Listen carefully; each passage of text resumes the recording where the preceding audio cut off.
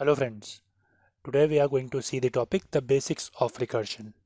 It is a very important topic in computer science, especially in competitive programming and if you are preparing for interview of some good product based company. And it is very commonly used in various problem solving approaches. For example, in dynamic programming. In dynamic programming, what we do is we first think of a recursive approach and then make a DP solution out of it.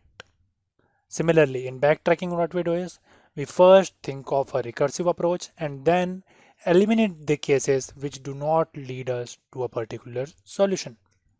Similarly, in approaches like divide and conquer, tree traversals, and many more techniques, recursion is used. So it is a very important topic in computer science. Now, what is recursion? Recursion basically is breaking down a problem into sub-problems. In recursion, what we do is we keep breaking down the problems into sub-problems till we arrive a case where we cannot further break the problem into some kind of sub-problem. And that particular case is known as base case. Base case cannot be further broken into sub-problems. And in base case, what we have to do is we have to return something to its parent caller. For example, if we are given the function fun and it is taking some kind of argument n, right? Suppose we break it down to fun of n minus 1. We further break it down to fun of n minus 2, right? And we further break it down to like fun of n minus x.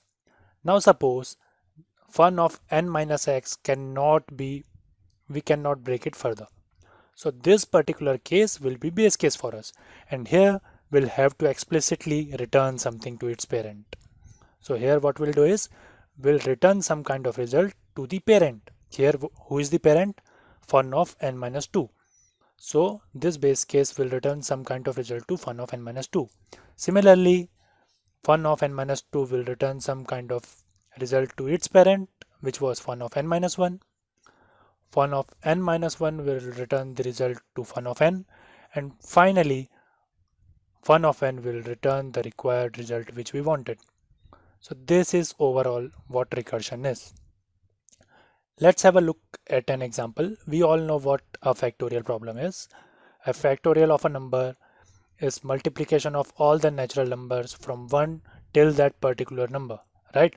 For example, factorial of 5 is equal to 5 into 4 into 3 into 2 into 1, which is equivalent to 120.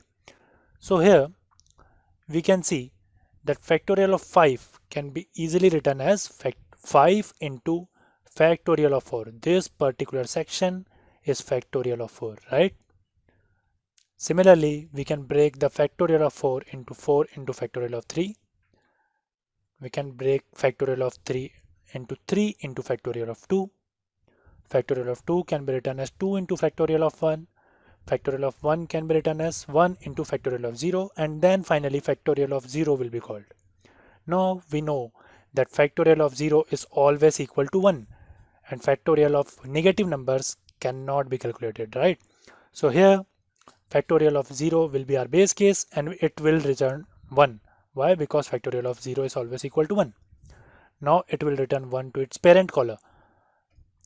So the value of factorial of 1 will be 1 into the result that was returned by factorial of 0. So overall value of factorial of 1 is equal to 1. Now it will return its value to its parent caller. So factorial of 2 will be 2 into 1. Similarly, factorial of 3 will be 3 into what factorial of 2 has returned. It has returned 2, right? So factorial of 3 is equal to 6. Similarly, we calculate the factorial of 5, right? It is equal to 120. So this is the basic approach which we apply in the recursion. One more thing, there are two kind of recursive functions that we can write for a given problem. One is tail recursive function, another is non-tail recursive function. Now what is the difference between them? Have a look at this particular function. In this function, this is the given function. There are some lines of code in it, and then in the end of this function we are calling the recursive function. right? There is no line of code after this recursive function. Whereas in the non-tail recursive function, here are some lines of code. Then we call the recursive function and it is followed by some more lines of code. So this is known as non-tail recursive function. What is the difference between them? Generally, the tail recursive functions are faster than the non-tail recursive functions. One of the most popular example is quicksort is a tail recursive function and hence it is faster than merge sort because merge sort is a non-tail recursive function, right? So now the question arises, why is tail recursive function faster than the non-tail recursive functions?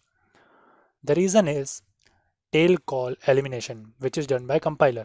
So what compiler does is, in tail recursive functions, the state of the parent function has not, which we do not have to store the state of the parent function in some kind of stack. For example, what compiler does over here is it converts, it replaces this final function call, this recursive call, to a goto statement. We all are aware of the goto statement in C and C++, right?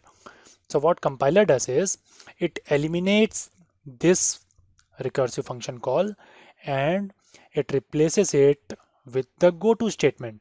So there is no function stack. So we do not have to store the state of parent in some kind of stack. This is why tail recursive functions are faster. If we talk about non-tail recursive functions, for example, over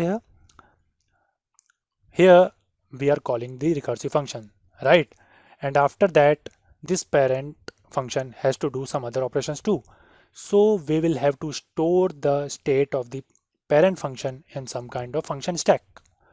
This is why, since we have to maintain a function stack and use it, that is why the non-tail recursive functions are usually slower than the tail recursive functions. So in tail recursive function, what happens is the compiler converts the function call into a goto statement. That is why the tail recursive functions are faster. So this is all about the recursion. One more thing, we have seen this particular code for factorial, right? Can you tell me if it is tail recursive or not?